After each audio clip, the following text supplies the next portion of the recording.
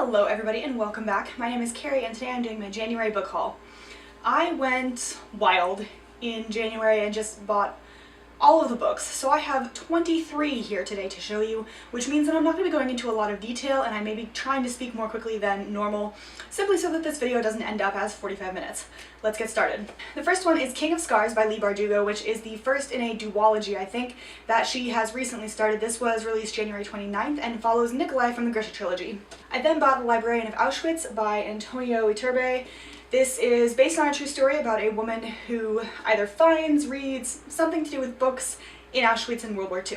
Then I was given Spinning Silver by Naomi Novik by a fellow law clerk of mine, Amanda, so thank you, Amanda.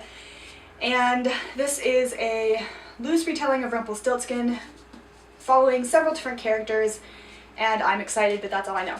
I was also given Follower of the Living Jesus by Michael T. Hayes, which is about Dietrich Bonhoeffer, who was a pastor at the time of World War II and the Nazis, and I believe he was executed in 1945 by the Nazi Party.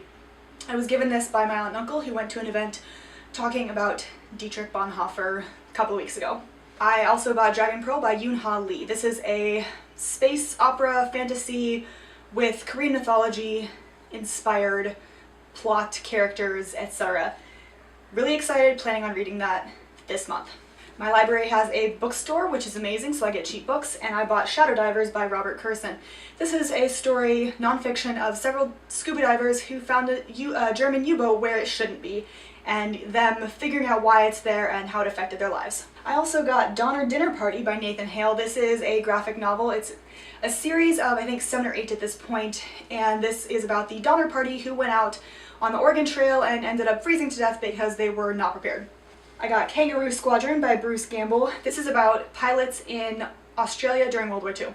I also got Ogre Enchanted by Gail Carson Levine. This is a companion novel to Ella Enchanted. I have not read Ella Enchanted, however I have watched the movie with Anne Hathaway and love it. So I will get around to Ella Enchanted, but in the meantime, this cover is beautiful and I want to read it. I got Damsel by Alana K. Arnold, which is about a girl who was kidnapped by a dragon and the prince comes and saves her, but she doesn't remember any of that. It was half off, sounded good, cover. I decided as a law clerk I should finally read something about the notorious RBG, or Ruth Bader Ginsburg, who is amazing, so I bought My Own Words by Ruth Bader Ginsburg. This is a nonfiction about the Supreme Court Justice, and I am fascinated. I also got Gilded Wolves by Roshni Chokshi. This is set in 1889 Paris, and it follows a band of misfits as they try to stop something bad happening. Cover is beautiful, excited to read it, heard good things. One of my most anticipated reads is How to Behave Badly in Elizabethan England by Ruth Goodman. This is a nonfiction about, well, what you do to not be accepted in polite society in Elizabethan England. I also got The Cursed Sea by Laura Di Stefano. This is the sequel to A Glass Spare. I really enjoyed Glass Spare. It's about a girl who can turn people and living things into gems if she touches them. The last book ended in a very interesting way, and I'm curious to see where it goes in this one. My parents gave me gift cards, so about half of these are gift cards, and these two specifically, Nevernight by Jay Kristoff and God's Grave by Jay Kristoff. These follow Mia Corvera, who goes to an assassin school to, well, learn to be an assassin to avenge her father's death. I've read these already. I read them in September with the Nevernight God's Grave read-alongs with Kaz and Piera, whose channels I will link down below. Amazing books, and I'm thrilled that the third one comes out this September, although it's still far too long.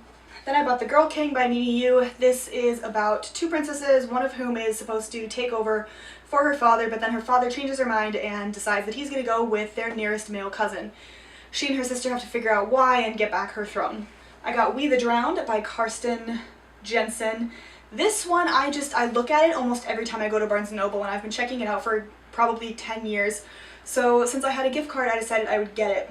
But this simply says it's the story of the port town of Marstal, Denmark, whose inhabitants sailed the world from the mid-19th century to the end of the Second World War. And it follows the men in the ships from those time periods.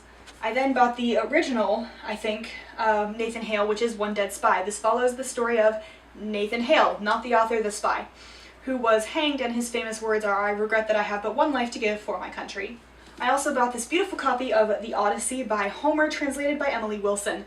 I own a really old, beat-up copy of the Iliad, I think, back in Colorado, but I don't remember owning The Odyssey Also, this copy is beautiful. I had a gift card and, you know, why not? This follows Odysseus as he travels home from Troy, I think. I also got The Wizard's Dog by Eric Con Gale. Eric Con Gale is associated with Star Kid, and I have his other two books, The Bully Book and The Zoo at the Edge of the World. So I was very excited to see that I had the money to buy this one.